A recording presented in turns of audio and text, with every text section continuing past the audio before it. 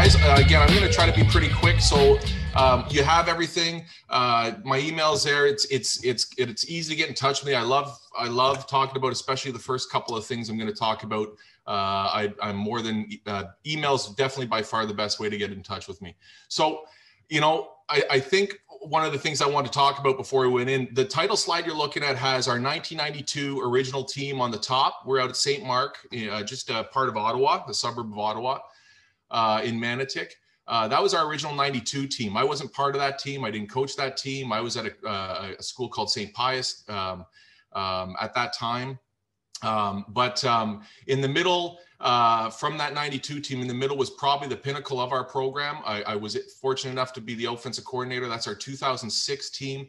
When we were playing in the Sky Dome with the bowl games, and I believe we were fortunate that year to be ranked, I think, with Weir's Football or something to be #1 in the province of Ontario. So that was great. And we were a big school back then, probably about 12 or 1,300 until 2009 when they built a school 7 kilometers down the road. And it just decimated our numbers. And we've built it back up to about 700 now. We have high school kids at St. Mark. And that bottom picture is, if some of you guys in that National Capital Region remember and I loved it, the AA championships we'd play down for the National Capital. So we had something to look forward to as we fought through, and we still kind of do as a small school, try to find those victories, especially maybe when the years get tough. So the point with this is, you know, I've been fortunate to be, I started at Selwyn House, got a university credit for helping coach a school in Montreal. And then I have done inner city schools when I first started here in Ottawa at Lester B. Pearson for a contract. And then after that, I went to St. Mark and been here for 20 years. And I was fortunate to walk in at St. Mark when Paul Brown and Pat Kelly had this program humming. And I think it was, 2000 to 2009 or something like that. They made the championship game, or we made the championship game every year. We had some great memories of playing a lot of guys I see on this call. Whether it was from Weir's kickoff or play downs or exhibition games from St. Andrews to Nantier Shores,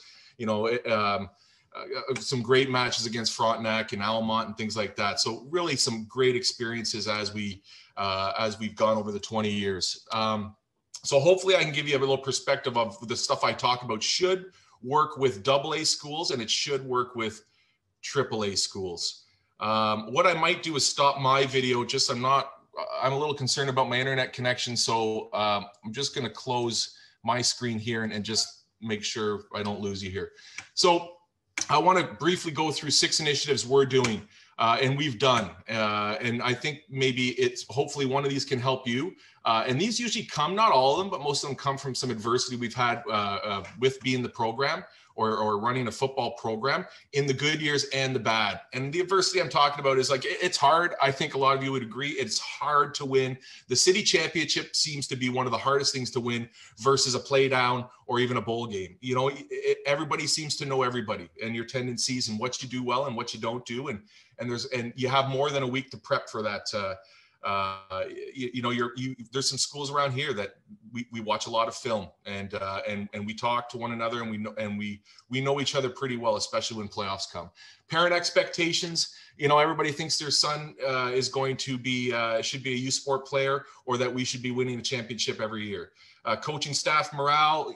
We also have coaches that are we've been caught finger pointing, hey, let's blame the defense. Let's blame the offense. Roster sizes. I mentioned how we got small pretty quick.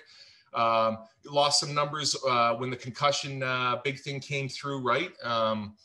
No junior league, lack of coaches. We have 3.5 coaches, and I say half because one guy has to leave all the time to pick up his kids off the bus. But we've been running with 4 coaches since I got here. We are lucky to have 4 in junior. And then I'll talk about the girls football program, and we have a ton of coaches, which is awesome. We've lost some star school players to prep schools. That's hurt us a lot. I'm not against prep schools. I think it's a great stepping stone. That's my personal belief, but we feel that pain too, especially on that smaller school where you just lost your two-way player, your stud. It can hurt. Practice commitment. We're one of the few teams that practices every day at school. We've got teams at St. Mark. I hate to say it, they're winning championships and they're not practicing. It drives you crazy. And, hey, that's their business. You know, we do it the football way. And that's putting the work in to get those results. The grind, you know, right now there's not much of a grind. It's a different kind of grind, but the football grind gets to you. And every year is different. New administrators, I won't go into that. And COVID-19, obviously, we're all dealing with that. And how are we going to bounce back from that? So first thing I want to talk to you is basically football trips. These are any trip in Canada. So if I told you could take any trip in Canada for $100 per player, flights included, everything. If you are interested in something like that, then this is the program for you. So before I bring up, you know, the trips I'm talking about, I will tell you, St. Mark, we charge our kids $300 to $400 a player, but you could do it as little as $100. So if you want to use, I'll go back, and you see at the bottom of the screens, you'll see that little YMCA exchanges. We don't use that. We use the Experiences Canada. And the deal with these guys is they will cover your flights to anywhere in Canada for up to 40 people. So you'd have to maybe bring a smaller roster or less coaches, or just include extra people, but you're going to have to eat that cost as a group. And the expectation is you're going to do a home and home. So on the right, you're looking at Raymond and White. That's when our first trip in 2006, they came and smacked us. Raymond, Alberta, the Raymond Comets. They have an article in Maclean's magazine. They did all that stuff Coach Marshall is talking about. We saw that for the first time with Lloyd Fairbanks is the head coach. He ran this offense, slot runs, coming from ace, you know, running number 2-3 strong across the other side as running backs, just things we weren't accustomed to. So we pretty much stole that offense in 6 plays, turned it around in a week, beat a good Crestwood team in a Weirs Kickoff Classic with Brad Sinopoli at quarterback. And we were able to carry that on into an undefeated season. But I mean, that was just a byproduct of the trip. How these trips work is the players bill it, usually 2 per. And that's so they have a buddy to stay with. And when they come to you, you only have to find, let's say, 20 billets, not 40 billets. The coaches, we stayed in hotels. And you plan your own itinerary and you do what you want. And that's where your cost comes in. It can fluctuate. The $100 will cover your baggage fee per kid and probably the coach's hotel and rental car. And that's the best part. When these kids go home with the billets, you guys, you're not knocking on hotel doors and checking the halls and all that. That doesn't happen. So billing is one of the biggest obstacles. There's a lot of paperwork with this, but trust me, it's well worth it. And what it does for us off the field, and that's the most important thing. When we see these guys, and this is your 2006 group here on the Hoodoos in south of Raymond, just near the American border. And some of these guys haven't been on a plane before. And this trip sticks with them. You know, 6 days, Southern Alberta, you're driving to the next, you know, thing on your itinerary, what you want to see. And there's an oil rig in the ground, nothing to them if you live in Alberta.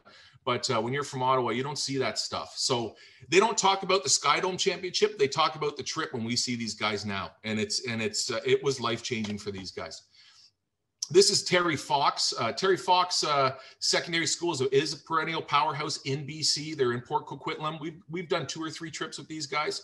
On the far right, you'll see that's us at the old on the old turf at the Nepean Sportsplex here in Ottawa. Terry Fox is in black. We're in white. You know, and then we saw them running some neat unbalanced dive option. They probably had about 4 plays in the playbook, and it's just a great time. And again, you know, if you haven't been out to BC, you're just surrounded by mountains, and our kids love it. They love coming to Ottawa.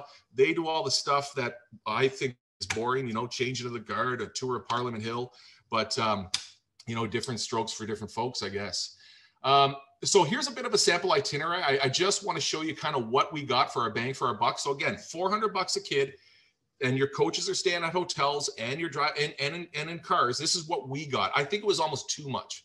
I would probably charge a little less and do a little less. So we always try to get a practice in, sometimes 2-a-days. If we're prepping for a season, that's the plan. So you could see, you get there that first day, you have a meet and greet. We usually go out with the coaches and have a really good time. And then the next day we have a practice and everybody's wearing sunglasses. You know, you could see day 2, Simon Fraser, we've gone to the Vancouver Aquarium. We biked along Stanley Park and the seawall. Just some unbelievable experiences. you know, you move on to the days. We go down to Victoria Island. We went whale watching. We head to Whistler, Blackcomb, do the peak to peak gondola. It's all mountain biking at that time of year.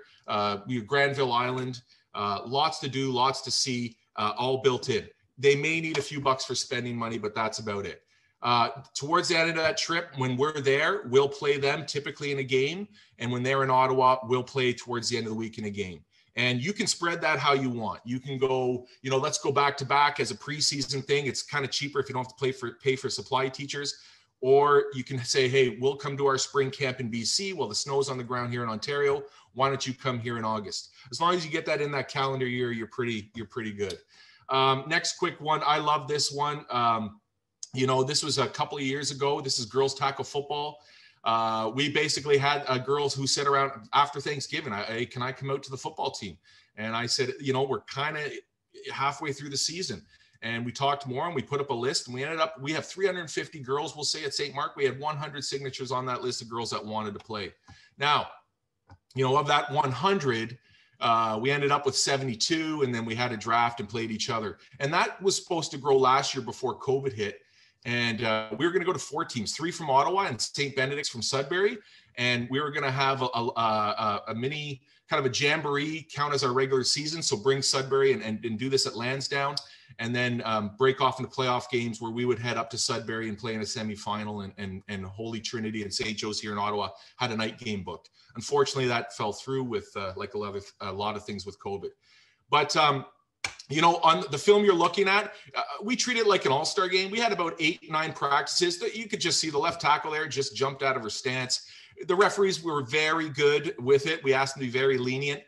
We had, just like an all-star game, probably 2 run plays, 2 pass, you know, and you got 1 special play. So the red team had a counter play, and we had a wheel off a simple kind of an out route. So you make your own rules. We didn't do kickoffs. We didn't do kickoff returns. We wanted to keep it safe, keep it simple. And the girls absolutely loved it.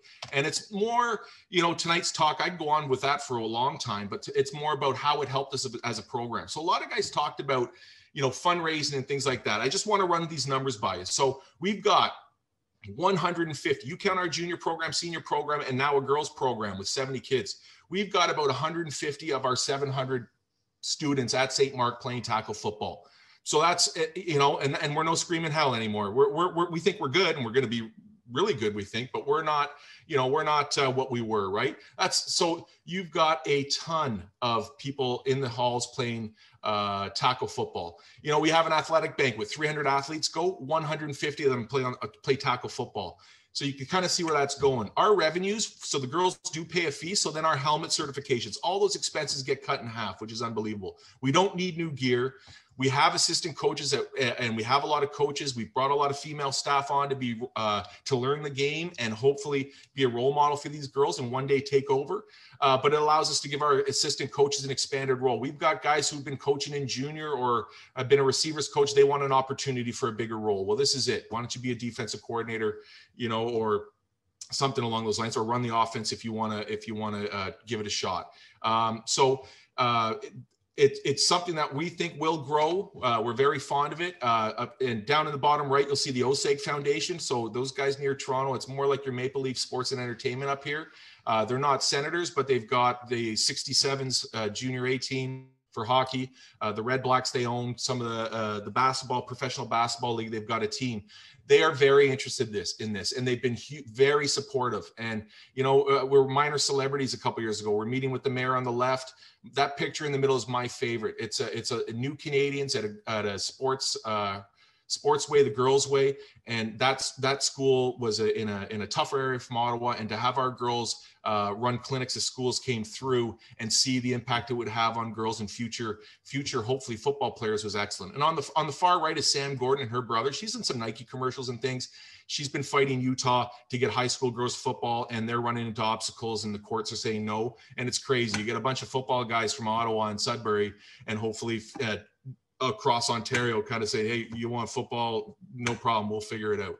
So Right now, the chain is youth minor football for a female. Where you see that question mark, I think that's where high school would fit in, because from high school, the universities do have a contact flag football. Western has one. Queens has one. I believe Queens named a coach.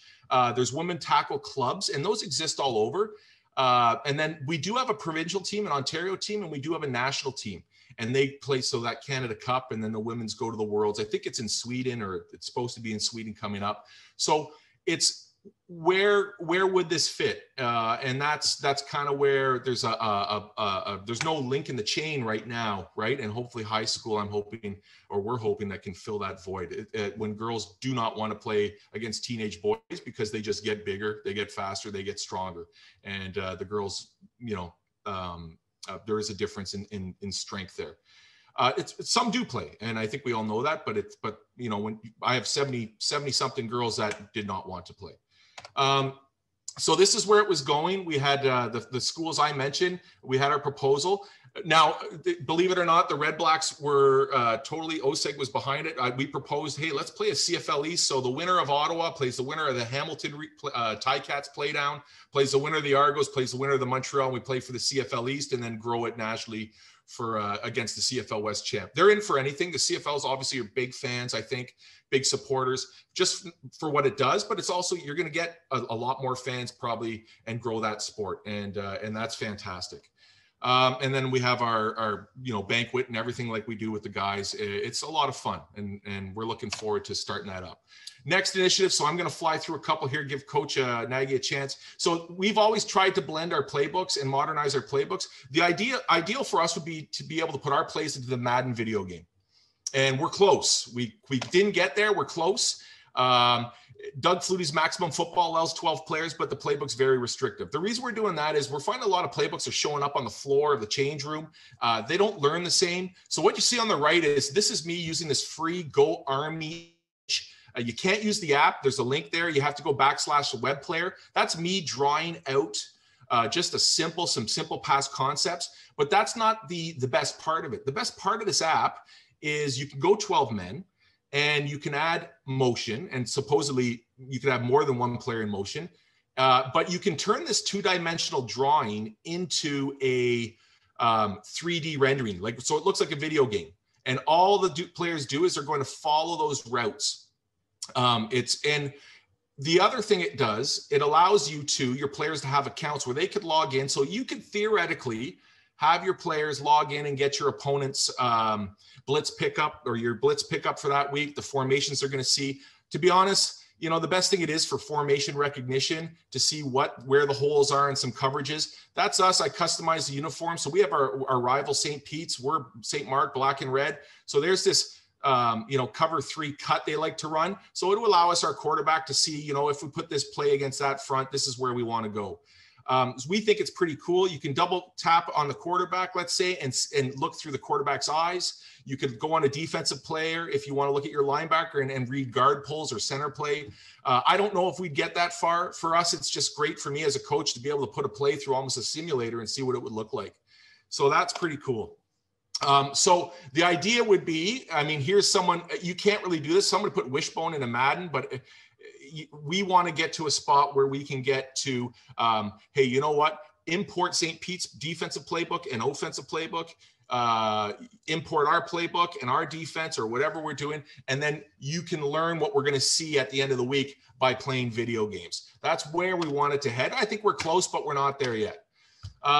One of the last couple things we do, get it if you can, get your school to pay for a vinyl cutter and a heat press. We got our parent council. They kind of look like this. So we can make our rivalry shirts, Beat St. Pete Week. You see at the top, we make some fundraisers. We have a Festivus t-shirt there. We sell at Christmas, things like that. But it looks like this. Our rec leadership, which is my class, runs it. And, you get a blank Gildan t-shirt at the Dollar Tree for $1.25. You pay about $1 for the vinyl. You press that thing on and you can sell, one color print only, unfortunately, shirts, but you can sell them for $5 and still make money, $10. Last thing I want to touch upon, and I know we're at a coaching clinic right now, and I get it, but I think the key for this one is we have conferences, or we have an opportunity in our school board. We could go and, let's say, go to a assessment and evaluation clinic or conference, wherever. Our board allows us to and will fund up to the first $1,000 for coaching clinics. So I would encourage you, and you can point to Ottawa as an example. So last week, Pete, who's moderating this, we were both in Las Vegas just over a year ago at the it wasn't the Nike one, it was a Glacier clinic, and it was, other than my gambling losses, it was covered for the most part, and maybe a little bit of cab fare. So we went for free, and we went for 4 or 5 nights, and the school board paid for it. And I think the reasoning is we spend so much time with these kids. We put in a lot of hours. We're trying to turn these young men into, or help turn them into young men, that our board sees, and I think a lot will, the value of this. What's the value of sending these guys so that they can, there's lots that go on, as you know, but help these guys succeed on the field and off the field. So something to keep in mind. And the last thing is rivalry games. These are starting to pop up in Ottawa. This is the Battle of Barrhaven between St. Joe's and Mother Teresa. It's a suburb in Ottawa. They play each other for this. Ours is the Leather Jacket against St. Pete's. Basically, the story is there's a former coach at St. Pete's. His wife is on staff at St. Mark. He went to a Christmas party. Someone who was hammered from probably at the St. Mark side of things took his leather jacket. We still don't know what happened to it, where it is. So we sewed 2 little leather jackets in our school colors together, and we played for the leather jacket game. The best thing about this is when you're having your worst of worst years, this gives you something to play for. You could be 0-5 going into that last game, but it's leather jacket week. And we tell the story, we build it up, we get, and St. Pete's is a good team. We finally beat them this past year, and that's us back when the bus pulled up. The juniors called us over. We had a big team photo. Everybody's cheering. It was really something special. So if you can make up a rivalry game or do something, I would consider it. It's a lot of fun. And this is kind of where we're at now. We think we're getting off that base camp and hopefully heading back to the peak of that mountain. We've got our junior program there in the snow. We're fortunate enough to win the Ottawa Valley Junior Championship. So hopefully we get those guys, that exact team, back for senior next year. We've got we're trying to defend that leather jacket, and then the bottom right, we got that girls team. So